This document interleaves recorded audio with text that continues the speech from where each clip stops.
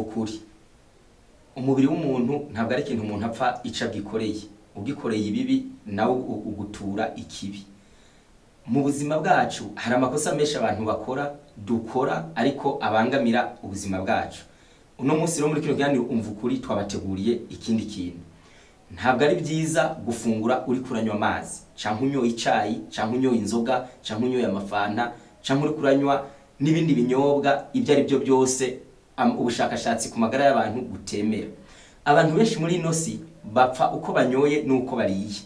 Ariko uwamubaza akakubwira ati jewe mu nda numva ingorane. Ariko iyo ngorane afise ukurikiranye ubushakashatsi bwakozwe ku magara y'abantu, ibyegeranyo by'umuryango ujejwe amagara y'abantu OMS, abadokiteri batandukanye mu bintu bijanye no gufungura n'ingaruka zo gufungura ku buzima bwacu mbi canke nziza, hakurikije ibyo wafunguye ugasanga ingorane afise mu mubiri wiwe aziterwa nuko yanyoye kandi ariko arafungura. Mu bimenyerewe ku isi abantu benshi iyo umudamu akuzana ibyo kurya muri restaurant, mu miryango yanyu, abantu bose usanga bashaka gufungura ku ruhande hari amazi. Barazana ijage y'amazi no muri restaurant heza kurya nongo basanzwe bazi yuko baca bakuzanira ibakure y'amazi canke ijage yuzuye amazi. Ibyo bintu rero ntabwo ari byo. Abantu benshi babikora kubera babyigana, babona undi yabikoze, bari ba televiziyo bakabona n'abazungu banyoye bariko barajya ati biremewe. Ariko ubushakashatsi ku magara yacu ntabwo ariko buvuga. Iyo umuntu rero anyoye zaji akanywa izi amabwaso gazeze, izi zidandazwa, ukanywa icayi, iki abantu bakunda kunywa, ukanywa inzoga, ukanywa amazi, uri kurafungura, ibyo bintu bukoze nibyo bitwa dilution alimentaire. Unwa canke dilution d'une solution. Ubujoboroye ikintu.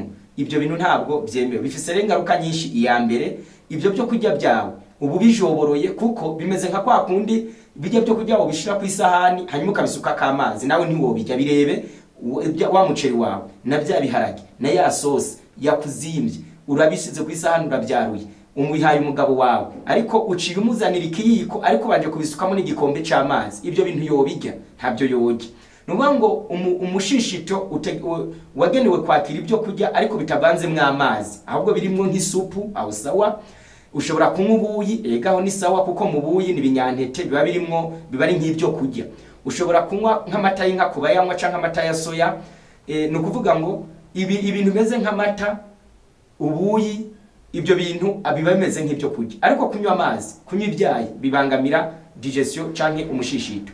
Ingaruka rero zabyo ni nyinshi. Iya mbere nuko ubujoboroye ibyo kurya byawe bigeze mu mushishito. Iyo umushishito bisutse ko acide bitwa pepsine na chlorhydrique kugira ngo bishobore kunozwa bimere nk'igisururu, birungikwe mu maramato, amaramata bikoreka ibyangombwa bibanda ibisigaye ari byo y'umwanda mukuru bigende mu marama nini.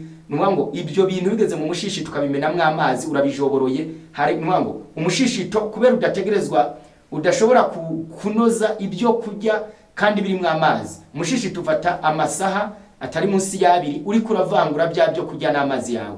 Niho ni bya bindi uzawumva by'imisonga. Iyo uhejeje kurya ukumva imisonga, kumva uri kuraribwa, ukumva menga mu mubiri wawe sinzi ngene bibaye, ukirirwa inda yatumbye, ukirirwa nta peti, wariye nka saa 2 za gatondo akagira sandwi ari misonga, ibintu biyerera, ibintu bimeze gutyo. Iyo ni ngorane. Ibyo bintu rero binatera n'ibintu by'ibyuka mu mushishito. Abantu bakagira ibintu by'ibyuka, umuntu akagira ibintu biza biraboroga, mu mara hakaba ibibazo. Ibyo bintu byose biterwa nuko umuntu yafunguye agaca anywa amazi. Ubushakashatsi ku magara y'abantu ntabwo bwemera yuko umuntu anywa ariko arajya, ahubwo amazi anyobwa hasigaye iminota mikeya 30.